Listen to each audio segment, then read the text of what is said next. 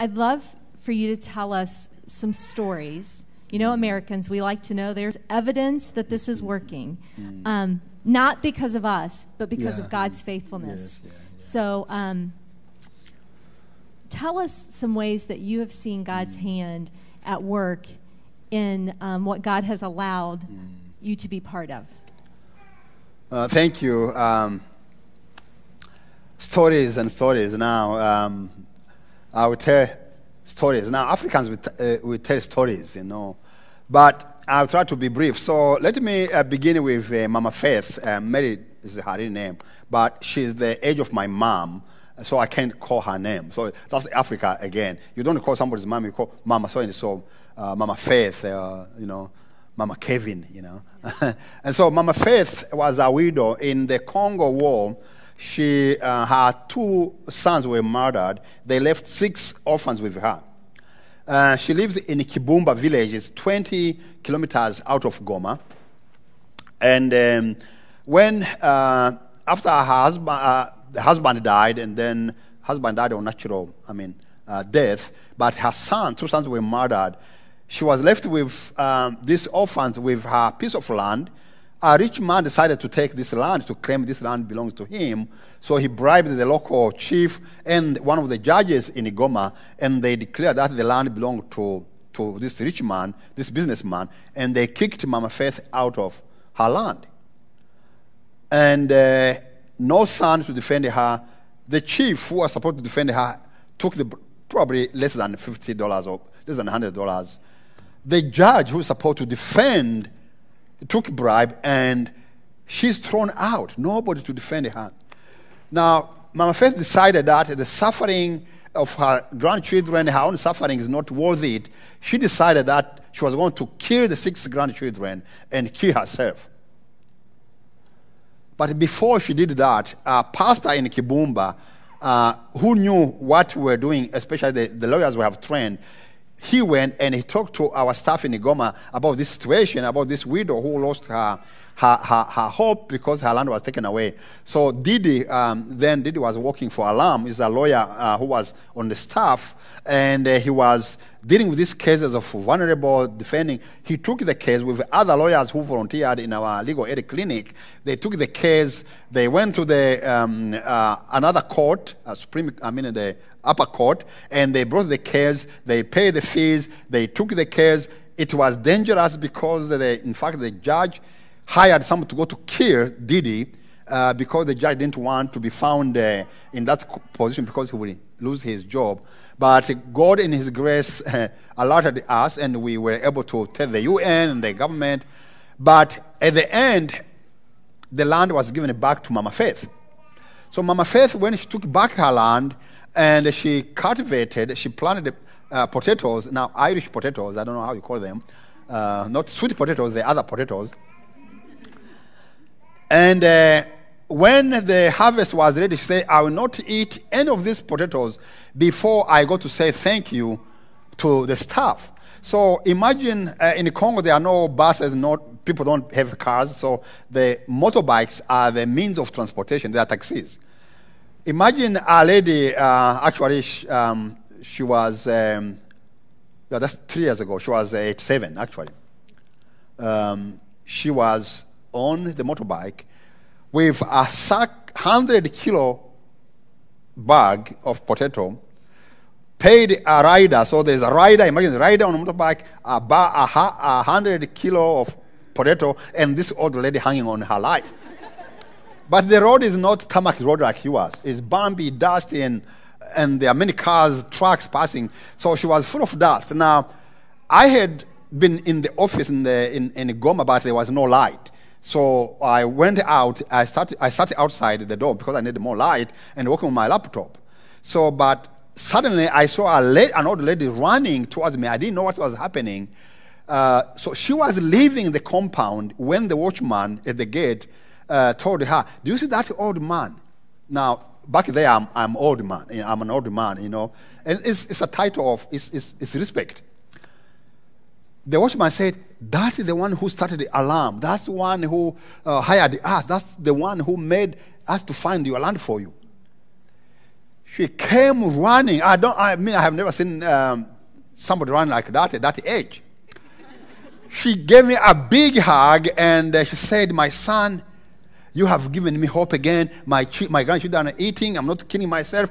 I'm sending them to school. Say thank you." Now, I had a white shirt, I'm trying to be like a priest, a pastor, She left a mark, all dust, her picture, the side of her face stayed on me. But I regretted, why did I have my shirt washed?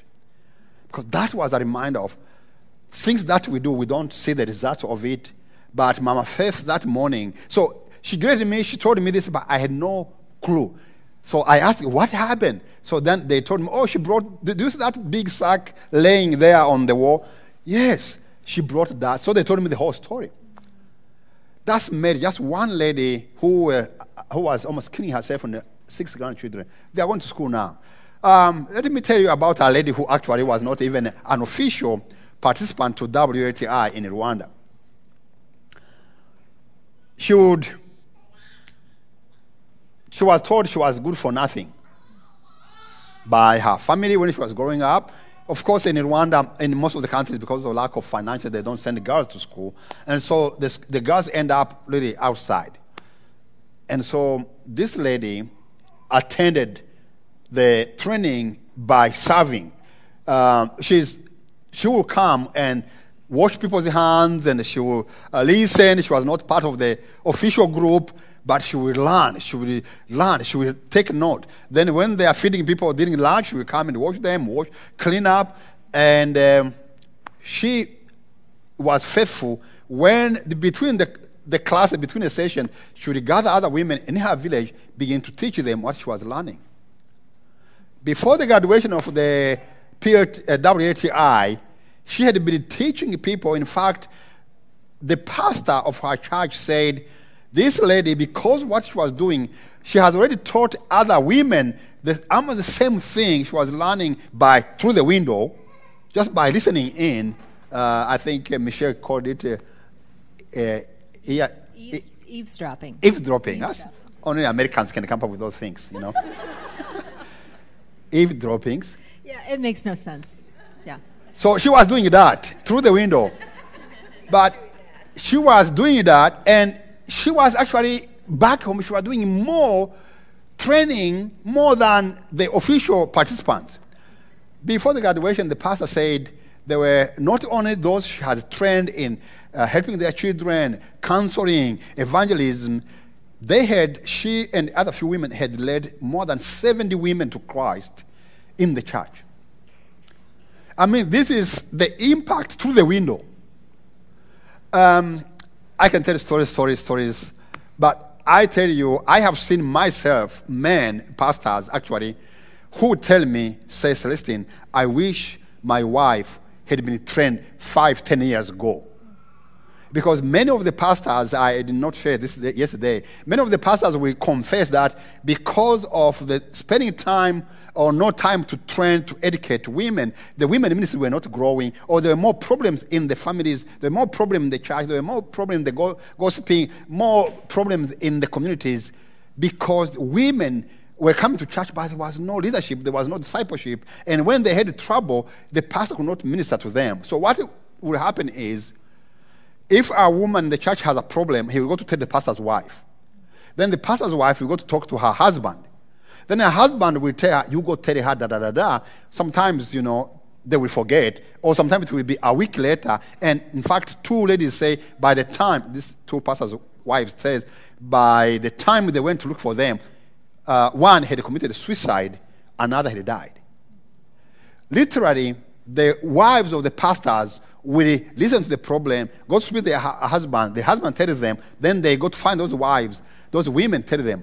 So because of that, there was less growth, less impact in the families, and you ladies will know, change in your family will come because of your impact. And so we have seen pastors who say, if somebody had trained my wife 10 years ago when I started pastoral ministry, my church would be different, my marriage would be different. So this is the impact we are seeing even in the lives of these pastors who say, now my wife is ministering to the women, they have women's ministries, they have women who are leading small groups, the women who are training, they are training others. And for me, that's the hope of Africa, by the way.